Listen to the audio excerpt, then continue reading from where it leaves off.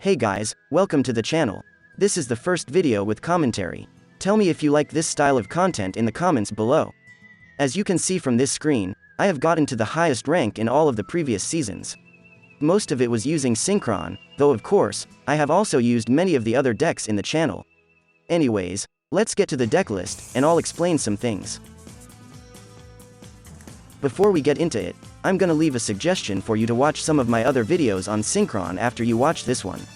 They will be linked in the description below. If you haven't seen them yet, they'll be useful to get you to see a few different builds and how to react in different situations. Anyways, when making a combo deck like this, the first thing you need to focus on is consistency. When it comes to modern Yu-Gi-Oh!, this basically means if you go first and the opponent has no interruptions, you should win. If your combo-based deck is not doing that at bare minimum, you need to take it back to the lab, and change some things.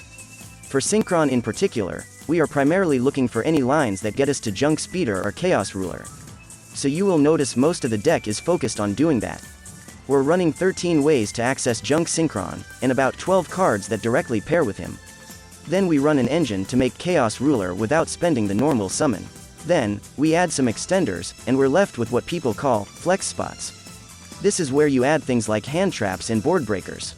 You need to run a decent amount of them, otherwise you'd just be losing almost every game where you're forced to go second.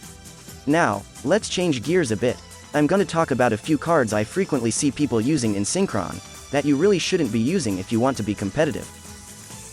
The Converging Dragon here represents the entire Majestic package. Those cards add bricks to the deck to give you access to a monster that, in the end, is just one interruption.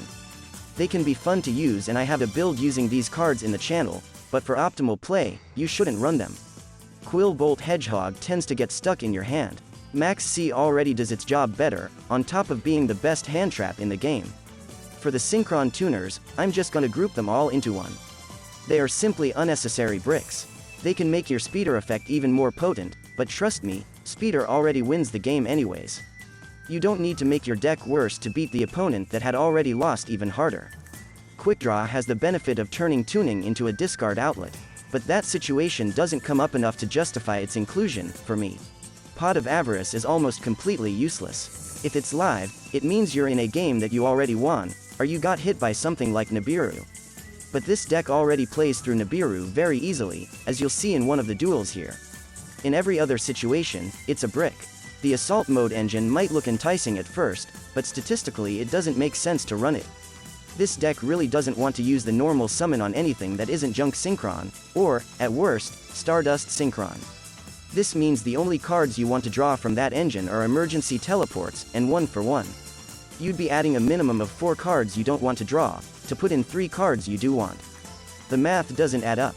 Lastly, Quasar and Blazar are simply not worth making for the resources they need. Hey, Konami, give us a Quasar that negates twice per turn already. With all that out of the way, if you're enjoying the video, I'd love if you could leave a thumbs up and subscribe. Now, let's jump into some duels, shall we?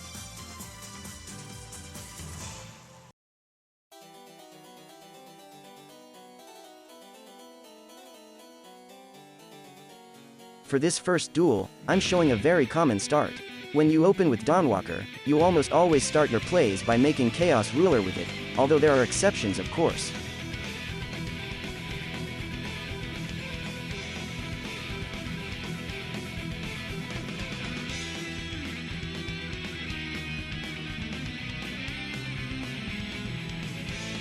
A few plays later and we resolve Speeder. Since we didn't get to Doppelwarrior in this game, we're going for a Yazzie line.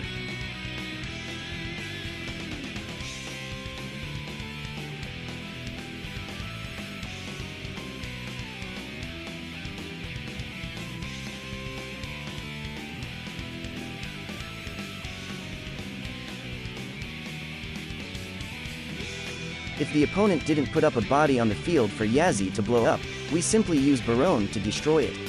And by now, unless the Synchron player messes up, the game is essentially over. My opponent knows this and will surrender in a few moments, as you'll see.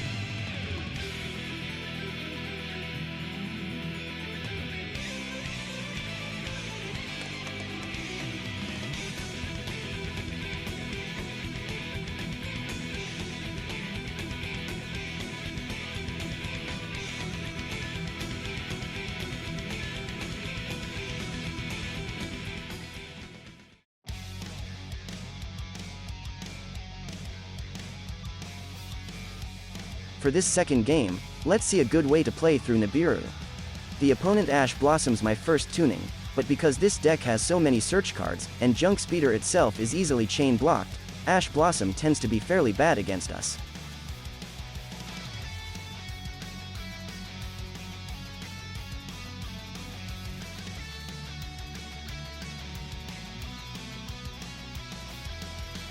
Junk Speeder resolves, and we get hit by Nibiru. But Synchron doesn't really care about Nibiru anymore, as long as you have Mare Mare in deck, or Doppelwarrior in hand. In this game I happen to have both, but it's unnecessary. I'm not gonna teach you specific combos outside of the very basic make ruler, make speeder, and such, because I honestly think it creates bad habits in this type of deck. You're gonna need to start making up plays on the fly very often in Synchron, and while it is hard at first, after some practice you'll get the hang of it. I will leave you to enjoy an Eldlik duel after this one. Thank you for supporting the channel, and let's all have a great day.